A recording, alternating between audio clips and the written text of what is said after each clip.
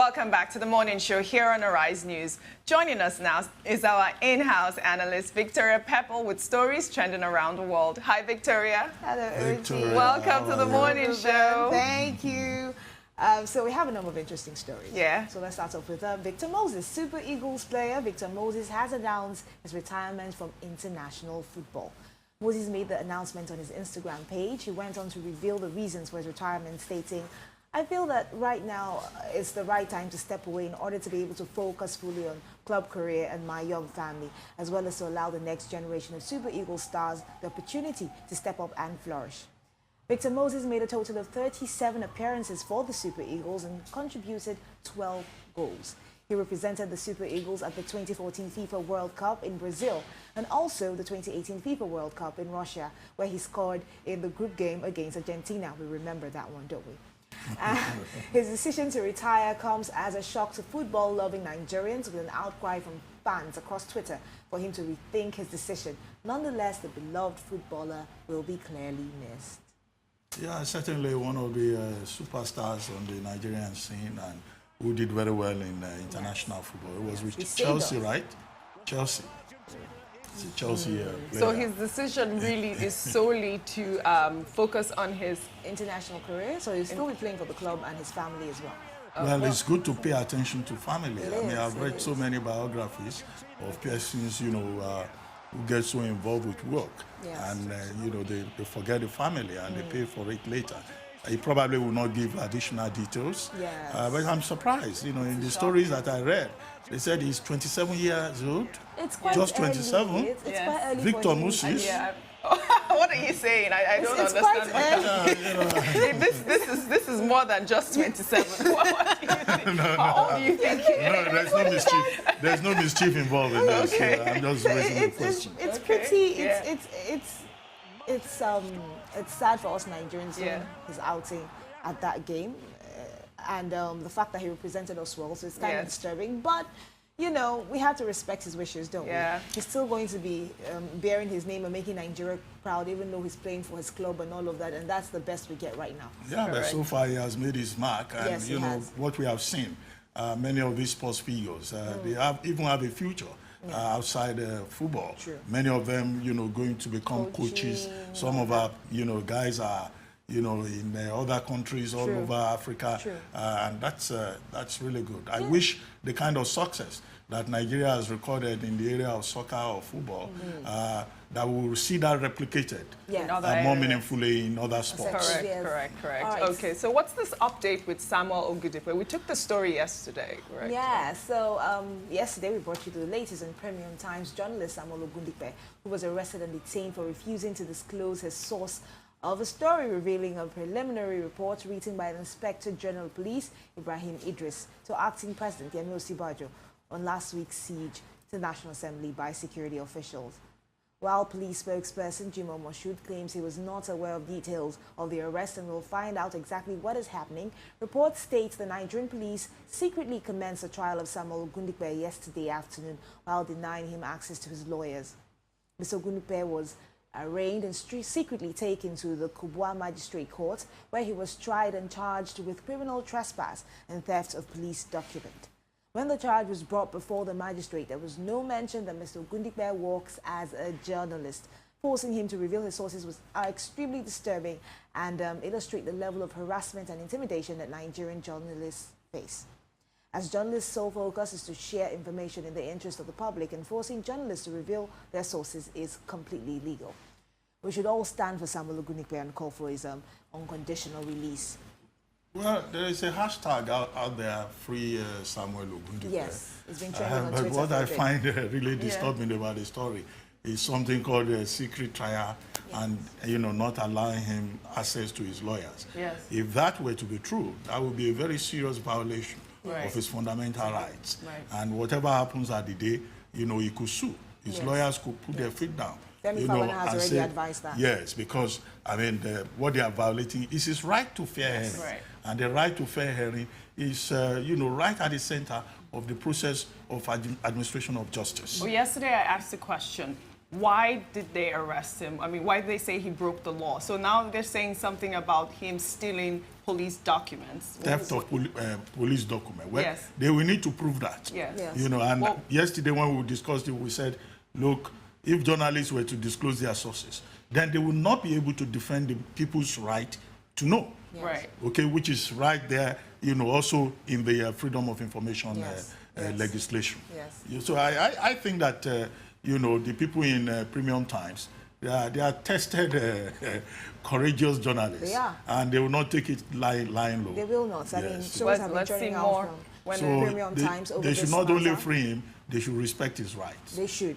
He's been charged with criminal trespass and theft of police Yes, document. so- It's disturbing because at some point the lawyer wasn't exactly given access to him. That's the report that's out there. So we are hoping that, you know, since the law should be on the side of whoever is right. I mean, the case has been secretly tried, as the report says. Maybe Premium Times will step up and, you know, counter sue for the way Samuel Ogundipe is But being I think treated. the Inspector General of Police himself should take a personal interest in this matter.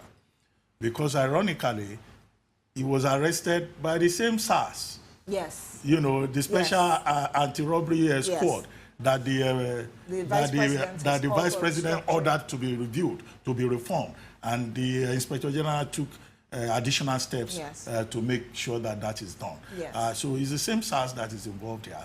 And we just hope that this is not part of the carryover of the brutality that all Nigerians have been accusing SARS of. If it's a carryover, then obviously there's something wrong with the restructuring that they're planning for the SARS. If there's a carryover of something so wrong. Well, this So, just happened, so yes, it's not like... Another thing that's disturbing is the gagging of the press at this point. By the time you're telling a pressman to tell us who his sources are, it's disturbing. Even the international community is jumping on this one and saying that it is a bad thing for the press. As you said, the FOI clearly defends information being put out there, defends journalists. But with this, it takes us back several decades. Except that people often make the mistake of thinking that the Freedom of Information Act is for journalists only. No, it's not for journalists only, it's for all citizens. Yes. Yes. Your Well, right of access let's hope Yes. that to the information. hashtag Yes. keeps going on. Let's go up to the next story, the All INEC. right. So INEC has extended the deadline for voter registration from August 17th to the 31st of August 2018, giving the public 2 more weeks to get registered. The Commission noted in a press statement that it decided to extend the deadline in order to give more people the opportunity to vote next year. Between April 2017, when the continuous voter registration exercise began, and August 2018, over 12 million people No, have actually, registered. over 21 million. Oh, wow. The So it's correct actually figure is 21.1 million. And there's been a lot of effort put in upping the numbers for people who are going to participate in the elections. Yes. Even after the registration of fresh voters stopped, INEC has stated it would continue to distribute PVCs until February next year.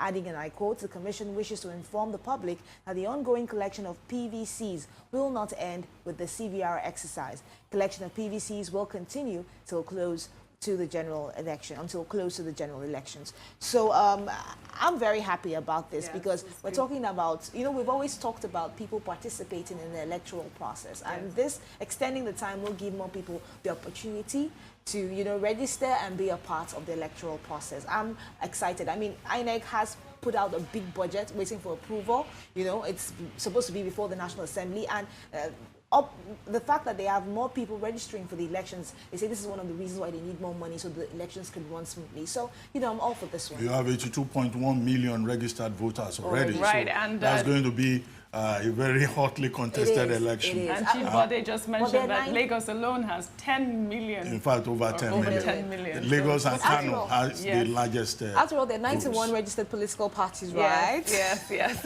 Anyway, All right, let's go. I hope INEC has worked out the logistics properly, because when civil society groups first called for this extension, I think about a month ago or so, when they announced August 17, INEC said, in fact, if it went a day beyond August 17, that they will have problems. They will not be able to print the voters' cards, because they are restricted in terms of time. So I hope they've worked out the timing, Logistics they and worked all out of the that. logistics, and that they will not end up disenfranchising Nigerians. Exactly. And then come back to say, oh, we had this problem because we had to extend the registration exercise. All right, The other issue is that Nigerians also wait till the very last minute. Yes. I mean, this has been going on for more than 1 year. But it's a tedious process, isn't it? It's not that tedious. Well, from my own experience, I don't know what you went through. I went through a lot. Let's leave it at that. Let's go over to the U.S. So one of the suspects in the XXX Tentations murder case is swinging for the fences, trying to convince the judge to let him out of jail despite being indicted for first-degree murder. According to reports, Robert Allen wants the judge to allow him to post bail because he claims there's no proof he committed a crime. He wants the judge to let him out until the trial so he can take care of his pregnant fiancée. Allen also says if he's let out, he'll go back to work for lawn care business in Broward County, where he says he lived his entire life with his mom. Allen, along with 3 other suspects, remain in custody. This is very typical in the U.S., where the law is being accused for incarcerating young African Americans. I mean, he's claiming that there is no proof that he, he was linked to this murder. I don't see any reason why he should not be released. So it's clearly a very sad story. Because it will run its course, we'll see if there's actually proof. But these arrests have been made. I want to believe that investigations went on, So I really don't know what will come out of it. But they say cameras identified some of the suspects close to when the rapper was murdered. So that's part of the reason that they're holding on to as well. I mean, he was robbed of $50,000 cash, and then, of course, he was shot after. Well, he should be released on bail. That's all I'm saying. Yes. I see no reason why they're holding on to him. And then hopefully placed under some form of arrest so he doesn't Exactly. All right, so Sarah Sanders apologized for false claims that suggested Donald Trump has created more jobs for African Americans than Barack Obama did during his entire presidency. According to reports, Sarah was telling alternative facts. She told reporters that Dunny had created 3 times as many jobs for African Americans as former President Barack Obama had during his entire 8 years in the White House.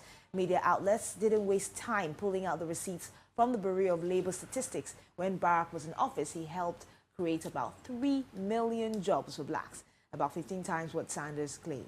Sanders, however, wrote on Twitter saying, "I'm sorry for the mistake, but no apologies for the 700,000 jobs for African Americans created under President Trump." After the inaccuracy was pointed out, the White House Council of Economic Advisors also apologized for the misleading claim.